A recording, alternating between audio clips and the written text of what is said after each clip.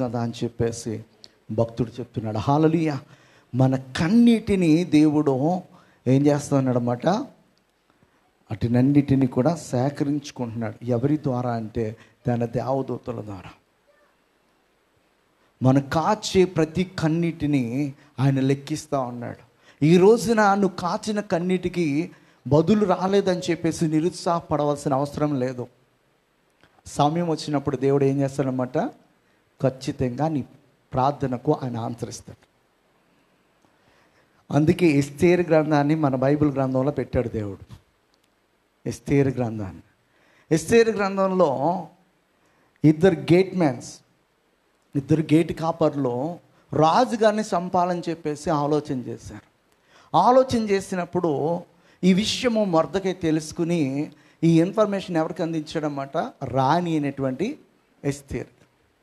అయితే ఆ ఎస్తేరు ఆ రాజుగారికి తెలియపరిచినప్పుడు, ఆ రాజుగారి ద్వారా ఎంక్వైరీ చేసినప్పుడు నిజంగానే నా మీద అటాక్ చేయడానికి ఈ కాయువారు చేస్తున్నారని చెప్పేసి ఎంక్వైరీ చేసినప్పుడు, మరి అతని పేరు బిగ్తాను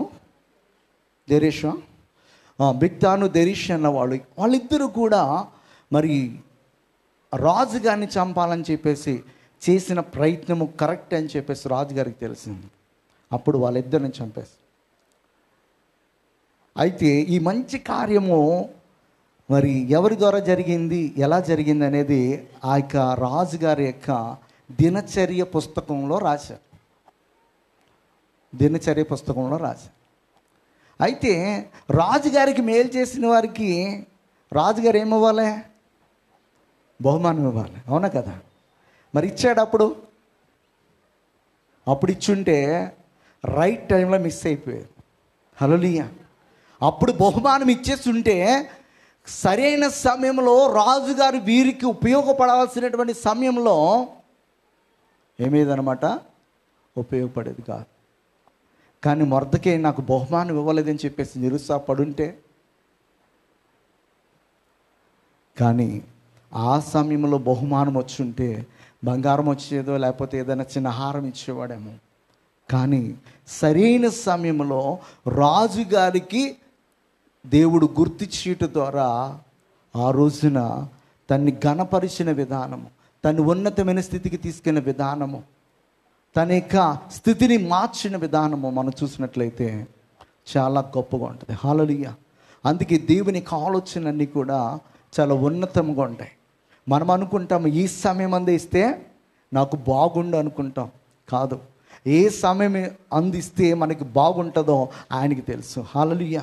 ఆయన చాలా చాలా ఉన్నతమైనటువంటి ఆలోచన కలిగిన వాడు కనుక ఆయన యొక్క ఆలోచన ఎలా ఉంటుందంటే, ఆకాశము భూమికి ఎంత ఉన్నతముగా ఉందో మన ఎడల ఆయన కృప అంత ఉన్నతముగా ఉంది. హల్లెలూయా.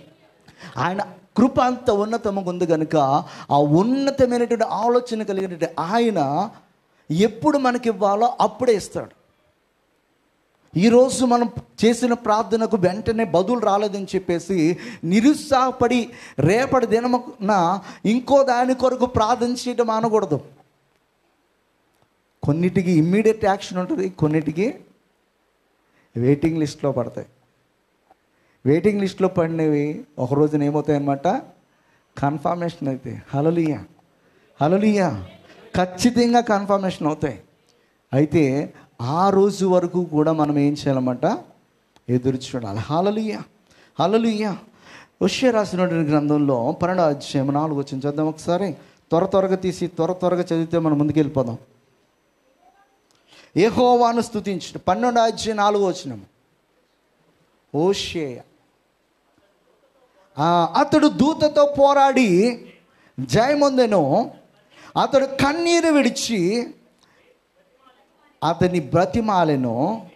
బెతేలులో ఆయన అతనికి ప్రత్యక్షమాయను. హల్లెలూయా.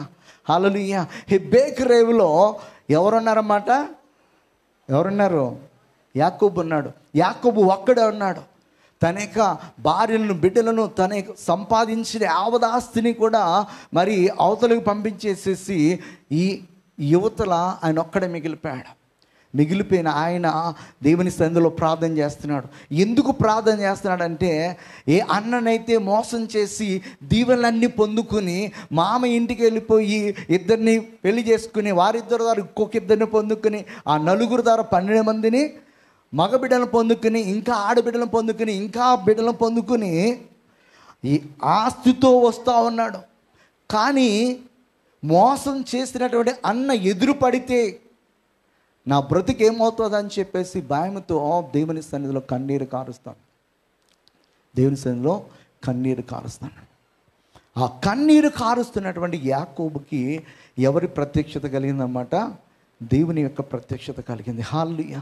దేవుడు మరి ఒంటరిగా తండ్రి ఇంటి నుంచి వెళ్ళిపోతున్నప్పుడు బెతేలులో దర్శించాడు, అక్కడి నుంచి వస్తున్నప్పుడు హెబ్రోనులో దర్శించాడు, మరి కానాను దేశంలో ఉంటున్నప్పుడు అక్కడి నుంచి మరి కుమారుడైనటువంటి యోసేపు దగ్గరికి ఐగుప్తు దేశానికి వెళ్ళడానికి ఆ రోజును కూడా దేవుడు దర్శించాడు అతను.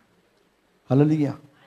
ఒక మనిషిని దేవుడు అనేక మార్లు దర్శించడానికి గల కారణం ఏంటంటే ఆ మనిషిలో ఉన్నటువంటి ప్రార్థన జీవితం. హల్లెలూయా.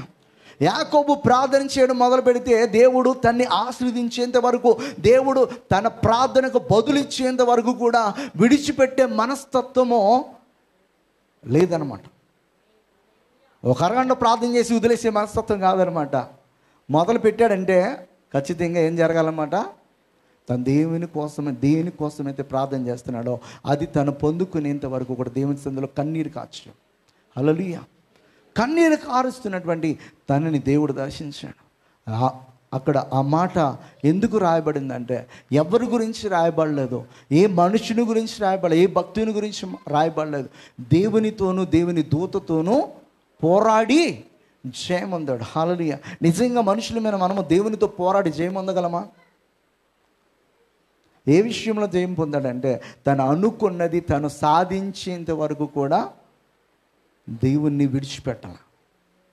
హల్లెలూయా. దేవుని సన్నిధిలో దేని కొరకైతే నువ్వు ప్రార్థన చేయడం ఆరంభించావో అది నువ్వు పొందుకునేంత వరకు కూడా నువ్వు కన్నీరు కారుస్తూనే ఉండాలి, దేవుని అడుగుతూనే ఉండాలి, విడిచిపెట్టకూడదు. అలా రాత్రంతా కూడా పెనుగులాడాడు కనుక యాకోబు యొక్క జీవితము మారిపోయింది. ఇక యాకోబు కాదయ్యా నీ పేరు ఇశ్రాయేలు. ఆశీర్వాదం. ఇక ముందు నిన్నెవడు కూడా మోసగాడంటే నేను ఒప్పుకోను. హల్లెలూయా. దేవుడు ఏమంటాడంటే ఇక ముందు ఎవడైనా నిన్ను మోసగాడంటే నేను ఒప్పుకోను. ఇక ముందు నీవు ఆశీర్వదింపబడిన జనాంగం. హల్లెలూయా. ఒక్క రాత్రి కన్నీటి ప్రార్థన తన బ్రతుకుని ఏం చేసిందనమాట? చాలా చాలా ఇదిగా మార్చేస్తుంది. అంటే మన బ్రతుకులు ఇంకా కూడా లోకానుసారంగా ఉండిపోతున్నాయి. ఇంకొన్ని దేవుని యొక్క ప్రత్యక్షతను చూడకోకుండా దేవుడు మనల్ని స్పెషల్ నేమ్తో పిలవాలని ఆయన అనుకుంటున్నప్పటికీ కూడా ఆ పేరు మనకి వినపడట్లేదంటే ఆయన దర్శనం కొరకు మనం దేవుని సన్నిధిలో కనిపెట్టట్లే. హల్లెలూయా. హల్లెలూయా. యాకోబు పేరు మరి వాళ్ళ అమ్మా నాన్న పెట్టినటువంటి పేరు ఇశ్రాయేలు కాదు, యాకోబే.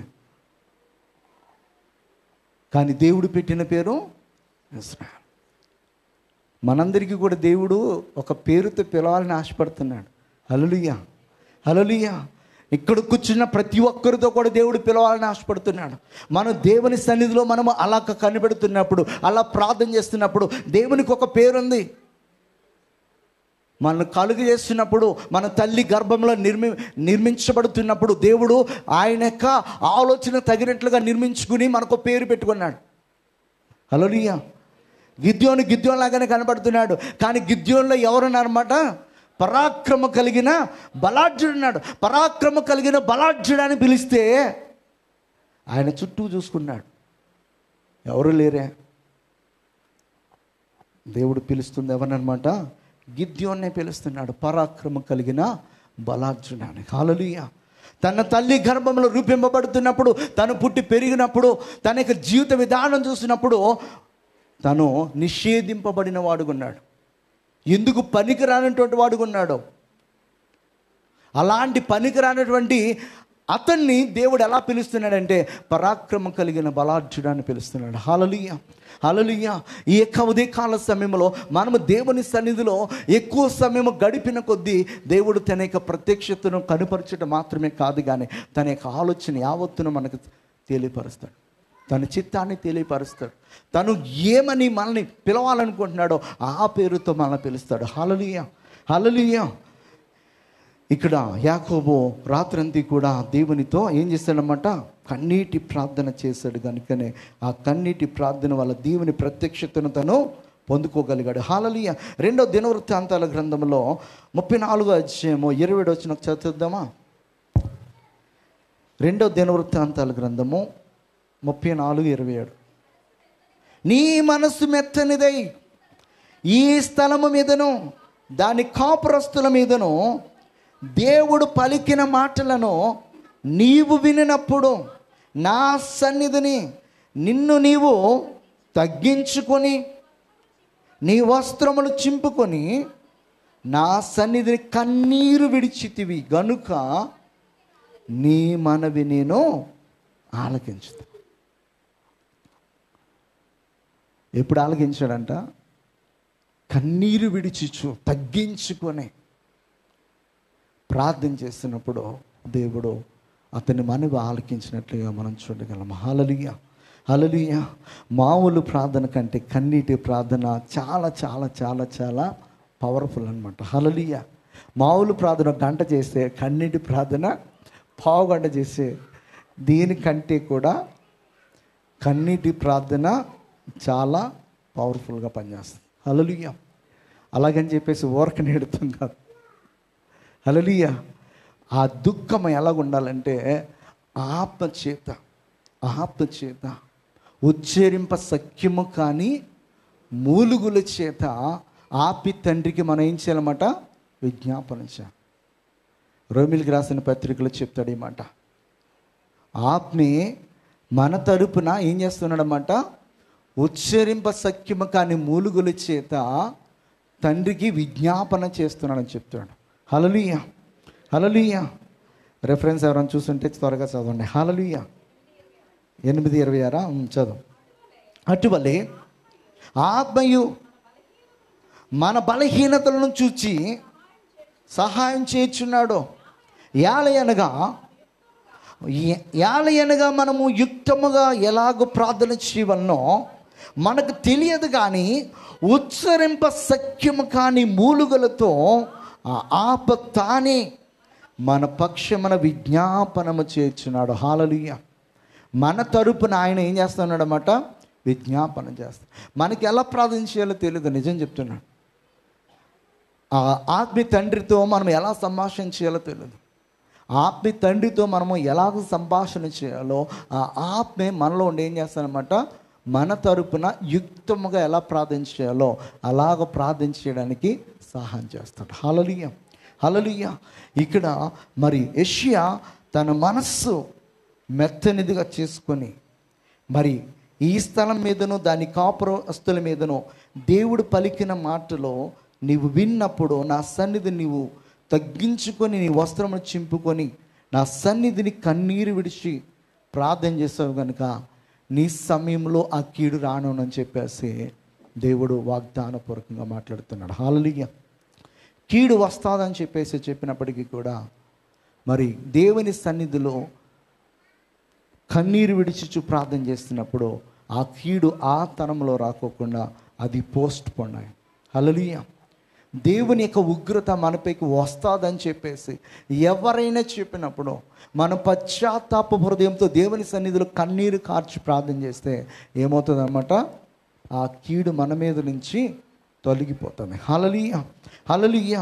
ప్రతి కన్నీటి యొక్క మరి విలువ మనకి తెలియపోవచ్చేమో కానీ దేవునికి బాగా తెలుసు అనమాట. హల్లెలూయా, హల్లెలూయా.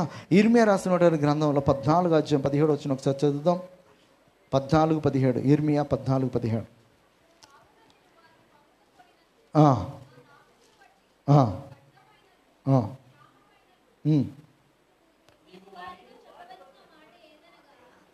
నీవు వారితో చెప్పవలసిన మాట ఏదనగా, నా జనుల కన్యక గొప్ప ఉపద్రవం వలన పీడింపబడుచున్నది, ఘోరమైన గాయము నొంది ఉన్నది, దివారాత్రము మానక నా కన్నుల నుండి కన్నీరు కారుచున్నదని చెప్తున్నాడు. హల్లెలూయా.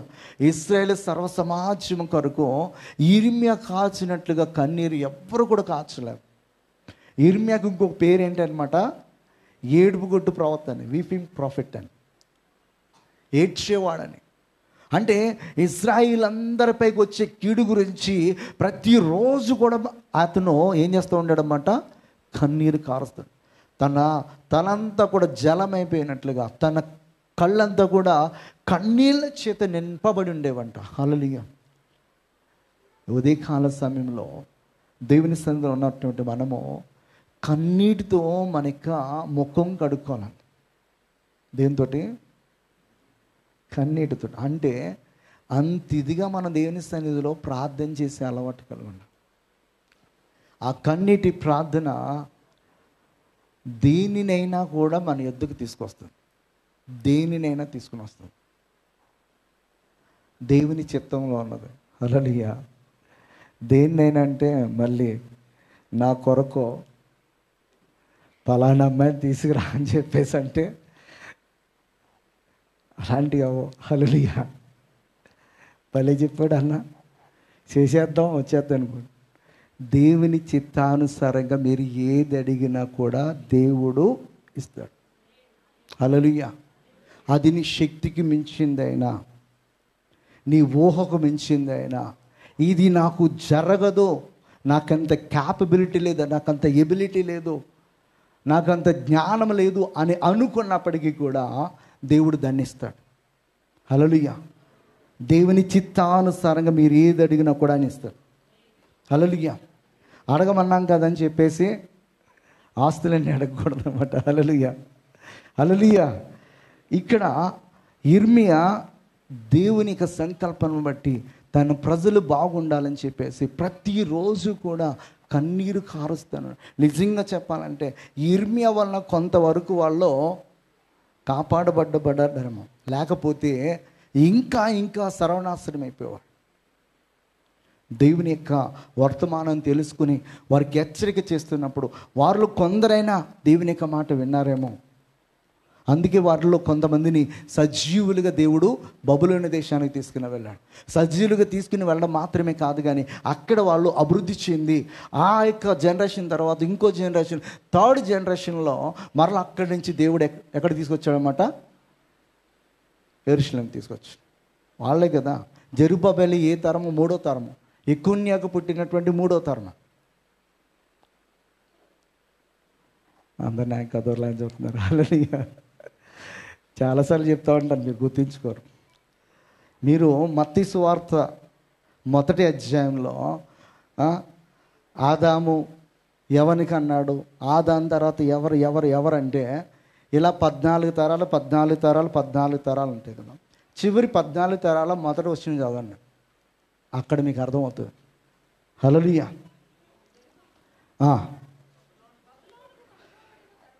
అక్కడ ఎడ్డింగ్ ఉంది. మీకు అర్థం అవడానికి దేవుడు అక్కడ రాయించాడన్నమాట మత్తయి గారి ద్వారా. చదవండి. బబులోనికి కొనుపోబడిన తర్వాత యెకొన్యా షయల్తీయేలు కనెను. షయల్తీయేలు ఎవరిని కన్నాడో? జెరుబ్బాబెలుని కన్నాడు. హల్లెలూయా. ఈ జెరుబ్బాబెలే దేవుని యొక్క మందిరం కట్టడానికి ఫస్ట్ గుంపుని ఎక్కడి నుంచి తీసుకొచ్చాడనమాట? బబులోను దేశాన్ని నుంచి కానాను దేశాన్ని తీసుకుని వచ్చాడనమాట. హల్లెలూయా. హల్లెలూయా. అంటే దేవుడు ఆనాడు కొంతమందిని సజీవులకు ఎందుకు తీసుకుని వెళ్ళిపోయాడంటే, ఈ దేశాన్ని నాశనం చేసేటప్పుడు వాళ్ళ నాశనం ఒక్కొక్కరిని తీసుకుని వెళ్ళాడు. అక్కడి నుంచి వారికి మంచి బుద్ధిని దయచేసి వారికి పుట్టినటువంటి తరంలో 75 సంవత్సరాలు కంప్లీట్ అయిన వెంటనే మొదటి గుంపు ఎక్కడికి వచ్చిందనమాట? బబులోను దేశం నుంచి కానాను దేశానికి, ఇజ్రాయెల్ దేశానికి వచ్చారు. ఇజ్రాయెల్ దేశానికి వచ్చి దేవునికి సంకల్పం చొప్పున వారు దేవుని మందిరం కట్టడానికి పూనుకున్నారు. మరి 75 సంవత్సరాలు అవ్వగానే కన్నీటితో ప్రార్థన చేశాడు ఒక వ్యక్తి. ఎవరో? దానియేలు. హల్లెలూయా. 75 సంవత్సరాలు అవుతున్నాయని తను ఇర్మియా రాసిన గ్రంథాన్ని చదువుతున్నప్పుడు తను అర్థం చేసుకుని దేవుని సన్నిధిలో కన్నీటితో ప్రార్థన చేస్తూ ఉన్నాడు. దేవునికి లేఖన భాగాన్ని చదువుతున్నప్పుడు ఏదైనా ప్రవచనము ఇది నెరవేర్పులోకి వస్తుంది అన్నప్పుడు దానిని మనము దేవుని సన్నిధిలో మన జ్ఞాపకం చేసుకుని కన్నీటితో ప్రార్థన చేయగలగాలి. హల్లెలూయా, హల్లెలూయా. వాగ్దానాలు పొందుకోవడానికి కన్నీరు కార్చాలి. మన కుటుంబం కొరకు కన్నీరు కార్చాలి. మన సంఘం కొరకు కన్నీరు కార్చాలి. ఈ లోకంలో ఉన్నటువంటి అన్ని జనుల కొరకు కన్నీరు కార్చాలి. ఈ లోకంలో ఉన్నటువంటి వాతావరణ పరిస్థితులు బాగుండాలని చెప్పేసి కన్నీరు కార్చాలి. ఈ లోకంలో మంచి అధికారులు మనకు కావాలని చెప్పేసి కన్నీరు కార్చాలి. మంచి రాజకీయ నాయకులు మనకు కావాలని చెప్పేసి కన్నీరు కార్చాలి. వీటన్నిటి కొరకు మనం కన్నీరు కార్చాలి. ఒక్క మన కుటుంబం కొరకు మాత్రమే కన్నీరు కార్చి వదిలేస్తే మన కుటుంబాన్ని ఉంటుంది. మన కుటుంబాన్ని వేధించేవాడు అక్కడి నుంచి వస్తుంది. అలాంటి వాళ్ళు లేకుండా ఉండాలని చెప్పేసి కూడా మనం కన్నీరు కార్చాం. హల్లెలూయా. ఇక్కడ మరి యెషయా మరి దేవుని సన్నిధిలో తను తగ్గించుకుని ప్రార్థన చేసినప్పుడు దేవుడు ఆ సమయంలో వస్తాదని చెప్పినటువంటి కీడు రాకోకుండా మరి ఆ కీడు నుంచి తొలగించి నెమ్మదినిచ్చినట్లుగా మనం చూడగలము. హల్లెలూయా. యోవేలు రాసినటువంటి గ్రంథం 1వ అధ్యాయం 5వ వచనం చదువుదామా. Book of Joel chapter 1 verses 5 చూడండి ఒకసారమ్మా. మత్తులారా మేలుకొని కన్నీరు విడువుడి, ద్రాక్షరసము పానము చీవార్లరా రోదనము చేడి, క్రొత్త ద్రాక్షరసము మీ నోటికి రాకుండా నాశనమైన. హల్లెలూయా. ఇక్కడ ఒక మంచి పదాన్ని ఉపయోగిస్తున్నాడు. ఏమనంటే మత్తులారా. ఏమంట? మత్తుగా ఉన్నటువంటి వారులారా ఏం చేయాలంటే మొట్టమొదటి మాట మేలుకొనండి. హల్లెలూయా. ఇప్పుడు వరకు మత్తుగా ఉన్నామేమో మనం. హల్లెలూయా. ఏ మత్తు? గంజాయి మత్త, సిగరెట్ మత్త, డ్రింకింగ్ మత్త. హల్లెలూయా. ఈ మత్తు కాదు, బద్ధకమైన మత్తు. హల్లెలూయా. ప్రార్థించుకోకుండా ఉండే ఆ మత్తులు. ఇవన్నీ వీటిని మనం విడిచిపెట్టి మనందరం కూడా నిజంగా మన సంఘం అంతా కూడా ఇక్కడున్న వాళ్ళు చాలు సరిగ్గా మన మనస్సులన్నీ ఒకటయ్యి, మన ఆలోచన అంతా ఒకటయ్యి దేవుని యొక్క ఆలోచన ప్రకారం ఇక్కడ కన్నీరు విడిచి మనం ప్రార్థన చేస్తే దాని ద్వారా ఎన్నో అద్భుతమైన కార్యాలు దేవుడు చేస్తాడు. ఏలియా మన వంటి స్వభావం కలవాడే ఆ శక్తితో దేవుని సన్నిధిలో ప్రార్థన చేసినప్పుడు ఇజ్రాయేల్ దేశం అంతటికి కూడా సుక్కలు కనబడ్డాయి. హల్లెలూయా. ఏం కనబడ్డాయి? సుక్కలు కనిపించినాయి. ఎలాగంటే వర్షం లేదు.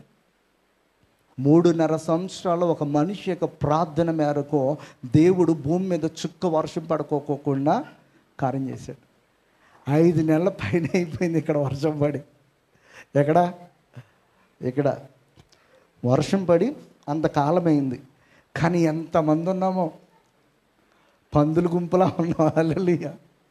ఈ పందుల గుంపు అంతా కూడా ప్రార్థన చేస్తుంది కానీ ఏం పడట్లేదు, వర్షం పడట్లేదు. మనకు వర్షం పడితే ఏంటి, పడపోతే ఏంటి? మన పొలాలు ఉన్నాయి ఇక్కడ చెప్పు, మనం పండించుకుంటున్నామా చెప్పు, మనకేం అవసరం అనుకునే వారిలో చాలామంది ఉంటారు. హల్లెలూయా. వర్షాలు పడకోకుండా ఉంటే, నీళ్ళు దొరకకుండా ఉంటే కథ అంతా రేట్లన్నీ తగ్గుతాయేమో అనుకునేవాడు ఒకడు. హల్లెలూయా. వర్షాలు పడకోకుండా నీళ్ళు లేకపోతే కంప్లీట్గా వర్క్ ఫ్రమ్ హోమ్ ఇచ్చేస్తారేమో, ఇంటికి వెళ్ళిపోవచ్చు అనుకునేవాళ్ళు ఒకళ్ళు. హల్లెలూయా. లేరా? ఉన్నారా లేరా? నిజం చెప్పండి. చూడు అంతమంది చక్కగా నవ్వుతున్నారు, కోల్గేట్ యాడ్ లాగా. హల్లెలూయా, హల్లెలూయా. ఎందుకు అంటే మనకు అవసరం ఏంటి? పడితే ఏంటి? మనము ఇక్కడ ఈ రాష్ట్రానికి చెందినటువంటి వారం కాదు, మనం ఏదో వర్క్ చేసుకోవడానికి వచ్చాం పోతాం అనే ఆలోచన కొంతమంది. హల్లెలూయా. ఎక్కడ ఉన్నా కూడా ఆ దేశ క్షేమం కోసం, ఆ ప్రాంత క్షేమం కోసము మనము ప్రార్థన చేయడానికి దేవుడు అక్కడ పెట్టాడు మనం. హల్లెలూయా, హల్లెలూయా. నేను చెప్తే విన్నాను చెప్పేసి జాబ్ పర్పస్ దేవుడు తీసుకుని వచ్చి ఇక్కడ పడేసి ఇక్కడ నుంచి ఎలాగ తన రూట్లోకి తీసుకెళ్లాలో అలా తీసుకెళ్ళాను నేను. లేకపోతే నాయన నేను సాఫ్ట్వేర్ ఇంజనీర్గా ఉన్నప్పుడు ఓ మాట మాట్లాడి బెంగళూరు వెళ్ళి స్వాత పరిచయం నాన్న, నువ్వు ఉన్నదంతా విడిచిపెట్టేసి అంటే వింటాం మనం? వింటామా? ఎవరు వింటారు? ₹1,00,000 జీతాన్ని విడిచిపెట్టేసి వెళ్ళి స్టార్టప్ కంపెనీ స్టార్ట్ చేయంటే, స్టార్టప్ కంపెనీ లాంటిది ఇది. ఏది? పరిచర్య. స్టార్టప్ కంపెనీ ఎలా ఉంటుంది? పరిచర్య. 10 మంది 20 మంది ఒకేసారి ఎవరైనా కట్టేసి మనకి ఇస్తే ఒకలా ఉంటుంది. మనకు మనమే స్టార్ట్ చేసుకుంటే ఆ పరిచర్య వేరేలా ఉంటుంది. నా పరిచయం అలాంటిదంటే నాకు నేనుగానే స్టార్ట్ చేసుకున్నాను. మనకు ఒక గైడర్ లేడు. కొన్ని ఆపలందరూ కలిసి వచ్చి మీరు మాకు సాకుడుగా ఉండండి, మీరు పరిచర్య చేయండి మాకు అని చెప్పేసి అనలా. హల్లెలూయా. అది కష్టంగా ఉంటుంది మనకి. కానీ ఆ కష్టం ఏంటో తెలియడానికి ముందు మన కష్టాలు కూడా తీసుకుని వెళ్ళి అది దీనికంటే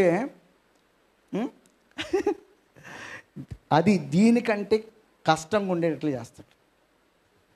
అప్పుడు చచ్చినట్టు దానికంటే ఇదే బెటర్ అనిపిస్తుంది మనకి. హల్లెలూయా. గుడ్డి కంటే మెల్ల బెస్ట్ అని అనిపిస్తాడు దేవుడు. గుడ్డి కంటే మెల్ల బెస్ట్ అన్నట్టుగా చేస్తాడు దేవుడు. అప్పుడు ఏం చేస్తామంటే చచ్చినట్టు చేస్తాం. హల్లెలూయా. ఇక్కడ ఎక్కడున్నాం మనము? మత్తుగా పడుకోకుండా పొద్దున్నే లేవడానికి ప్రయత్నం చేయండి. ప్రొద్దుటే లేసినప్పుడు దేవుని సన్నిధిలో ప్రార్థన ఆరంభించినప్పుడు దేవుని అడుగుదాం. ఏమనంటే, ప్రభువా ఈ రోజున దేని కొరకు నేను ప్రార్థన చేయాలో, నేను ప్రార్థన చేస్తున్నప్పుడు నా మనసులోనికి ఆ ప్రేరేపణ రావాలి, నా పెదవులు గుండా ఆ మాటలు రావాలి, నేను ఎలా ప్రార్థన చేయాలో నాకు నువ్వు నేర్పించని చెప్పేసి ఉదయం లేచినప్పుడు దేవుని సన్నిధిలో మోకరించి నువ్వు ప్రార్థన చేస్తే ఆ సమయంలో దేవుడు ఏం చేస్తాడంటే, ఎవరి గురించైనా ప్రార్థించాలని ఆయన నీ చేత ప్రేరేపణిస్తున్నప్పుడు ఖచ్చితంగా వాళ్ళు నీ మనసులోనికి వస్తారు. వారి గురించి నువ్వు నోరు చేసి ఖచ్చితంగా ప్రార్థన చేస్తావు. నీ ప్రార్థన వాళ్ళకి ఏం చేస్తుంది అన్నమాట? అక్కడ కార్యం చేస్తుంది. ఖచ్చితంగా జరుగుతాయి. ఉదయకాల ప్రార్థన ఎందుకంటే ఉదయకాలంలో మనము చాలా ఫ్రెష్గా స్టార్ట్ చేస్తాం డేని. చాలా ఫ్రెష్గా స్టార్ట్ చేసినప్పుడు అప్పటి వరకు కూడా ఏ పాపిష్టి తలంపులు ఉండదు, ఏ డిస్టర్బెన్స్ ఉండదు.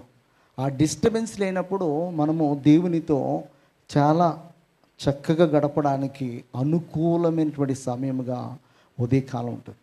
ఆ ఉదయకాల సమయంలో మరి ఏకాంతముగా దేవునితో గడపడం ద్వారా దేవుడు మనకి చాలా ఫ్రెష్ ఐడియాస్ ఇస్తూ ఉంటాడు.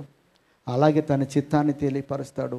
ఆ రోజంతటికి కావాల్సిన ఎనర్జీని, పాపం చేయకుండా ఉండటానికి కావలసినటువంటి ఆ యొక్క కాపుదలను, ఆ యొక్క జ్ఞానాన్ని, ఆ వివేచనను, ఆ ఆత్మ నడిపింపును దేవుడు మనకిస్తాడు. హల్లెలూయా. ప్రభువైన యేసుక్రీస్తు వారు 3.5 సంవత్సరాలు పాపం లేకోకుండా ఆయన జీవించడానికి గల కారణం ఏంటంటే, రాత్రంతా కూడా దేవుడైనటువంటి యెహోవా సన్నిధిలో ఆయన గడిపే అలవాటు కలిగి ఉన్నాడు.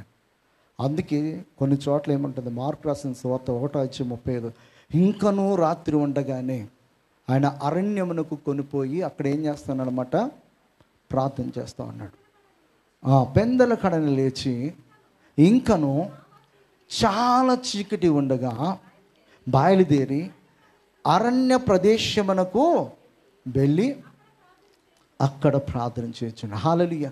ఇంకను చీకటి ఉండగానే ఆయన ఎక్కడికి వెళ్ళాడనమాట? ఒంటరిగా వెళ్ళి ప్రార్థన చేస్తూ ఉన్నాడు.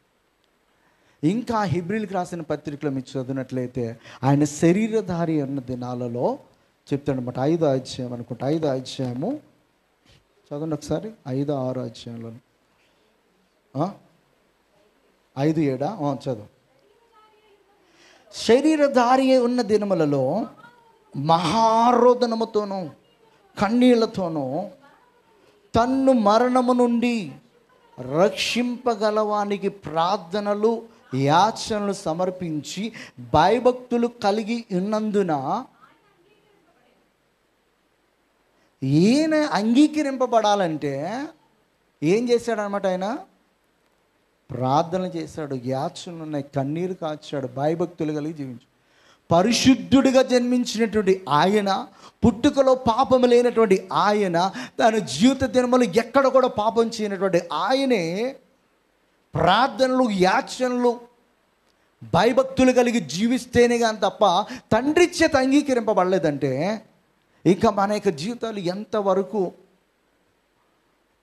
మరి దేవుడు అంగీకరించదగినట్లుగా ఉంటున్నాయి. మనం ఇంకెంత ప్రార్థన చేయాలి, మనం ఇంకెంత భయభక్తులు కలిగి ఉండాలి, మనం ఇంకెంత రోదన చేయాలి, మనం ఇంకెంత యాచనలు చేయాలి దేవుని సన్నిధిలో. అలా చేస్తేనే కానీ తప్ప మన దేవుని చేత అంగీకరింపబడము.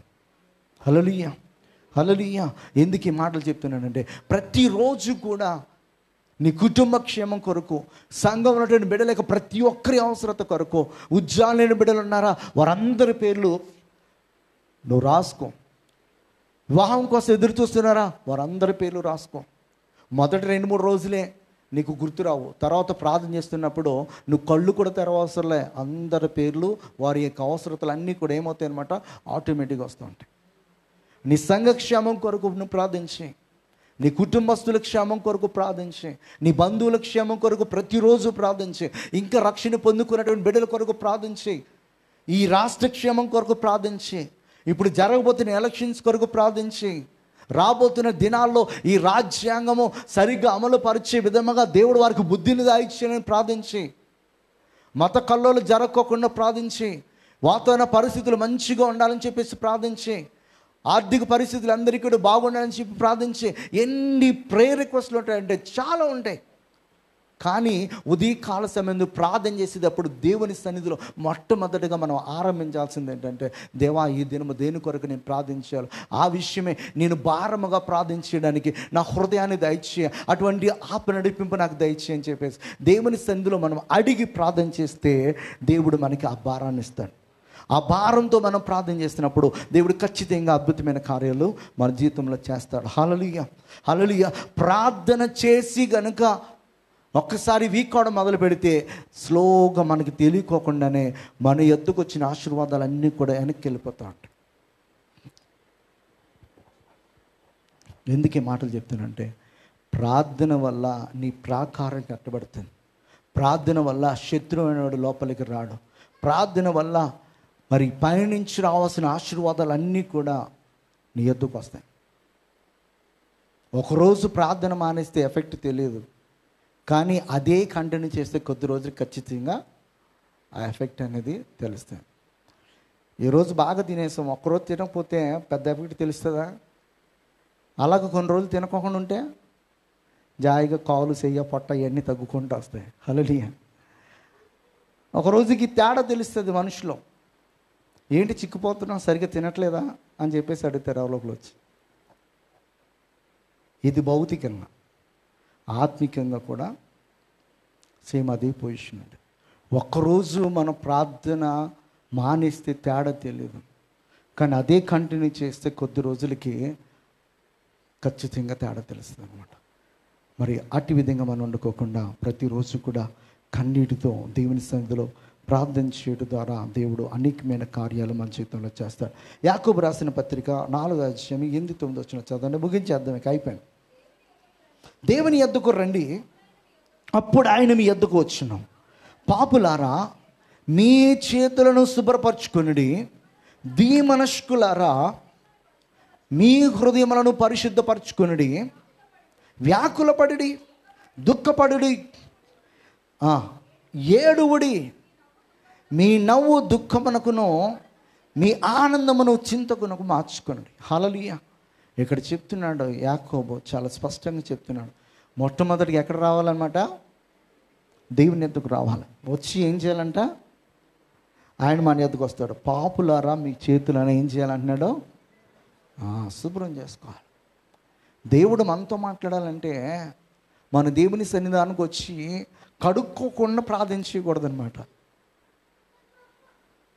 కడుక్కోకుండా అంటే మనం దేని ద్వారా పాపం చేశాము, చూపు ద్వారా, తలంపు ద్వారా, మాట ద్వారా, నాలుక ద్వారా, వేటి ద్వారా పాపం చేస్తామో వాటిని అన్నిటినీ ఒప్పుకొని దేవుని సన్నిధిలో పశ్చాత్తాపపడి ఆ పాపాన్ని విడిచిపెట్టి కన్నీటితో కడుక్కొని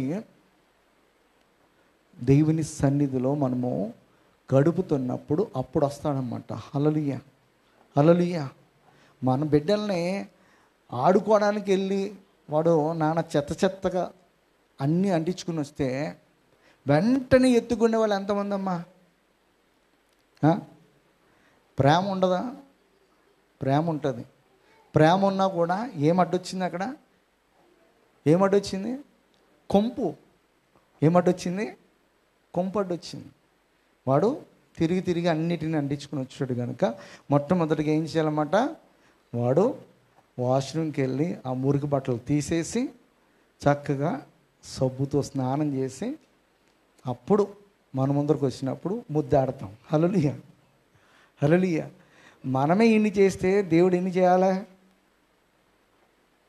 మన ఆత్మ పరిశుద్ధంగా కనపడేలాగున, పవిత్రంగా ఉండేలాగున మనం దేవుని సన్నిధిలో పశ్చాత్తాపపడి ప్రార్థన చేస్తున్నప్పుడు, దాన్ని కడుక్కున్నప్పుడు మనము ఎలా మారుతామంటే దేవునికి పరిమళాలు వెదజల్లే వరంగా మారుతాం.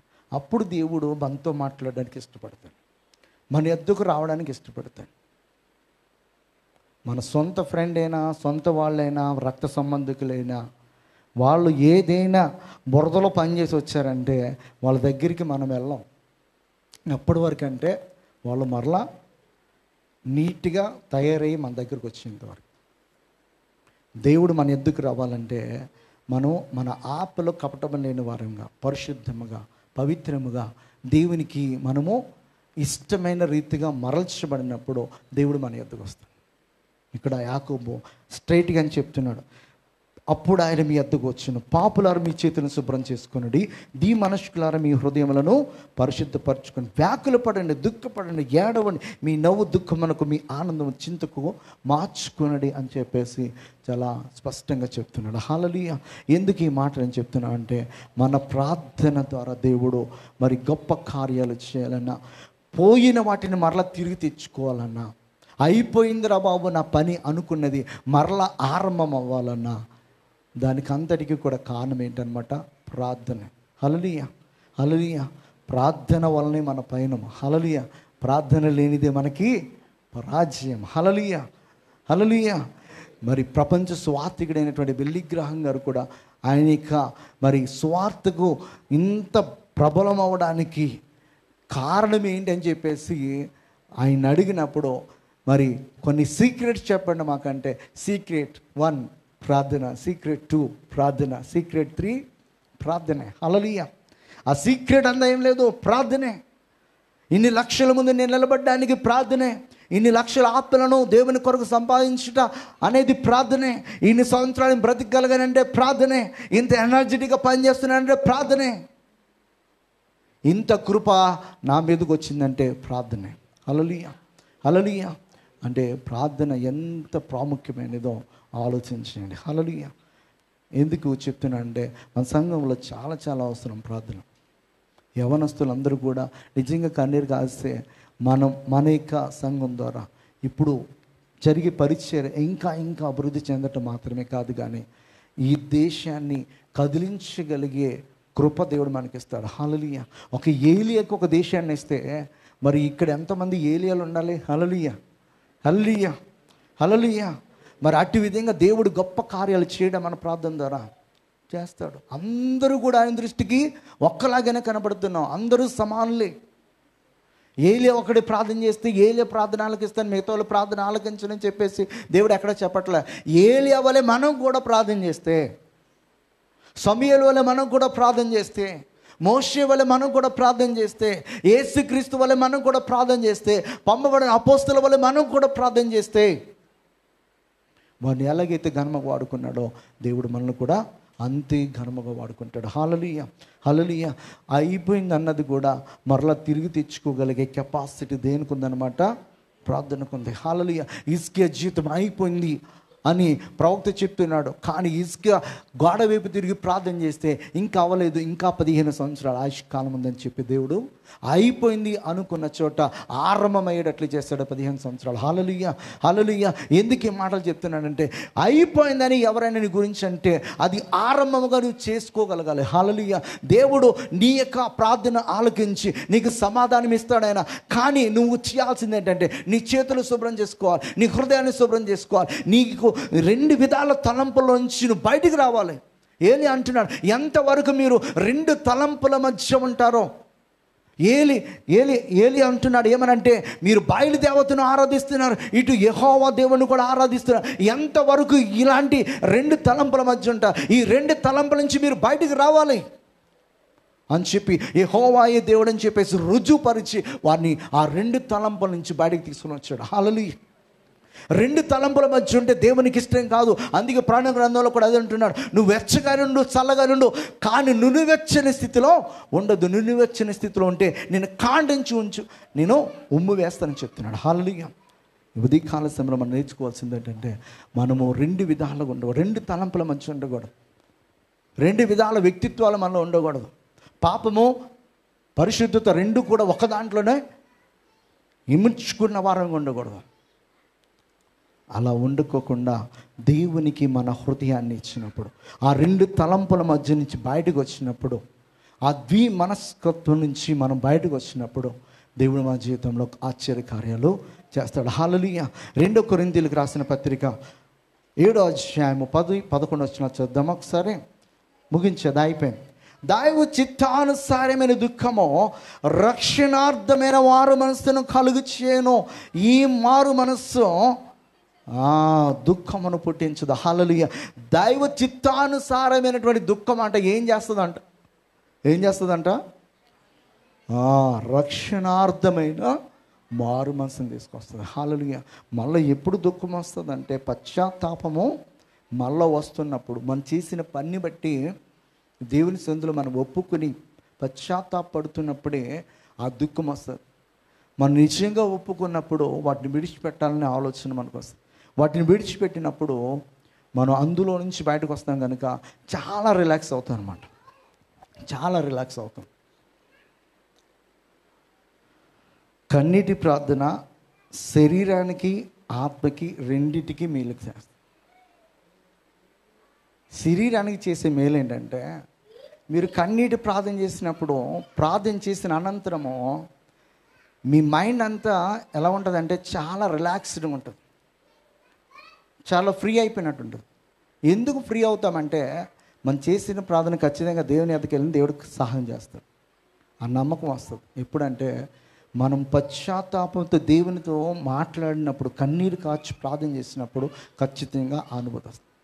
ఇంకోటి ఏంటంటే, కన్నీటి ప్రార్థనలో మనకి తెలియకోకుండానే మన శరీరము స్వస్థతను పొందుకుంటుంది. హల్లెలూయా, హల్లెలూయా.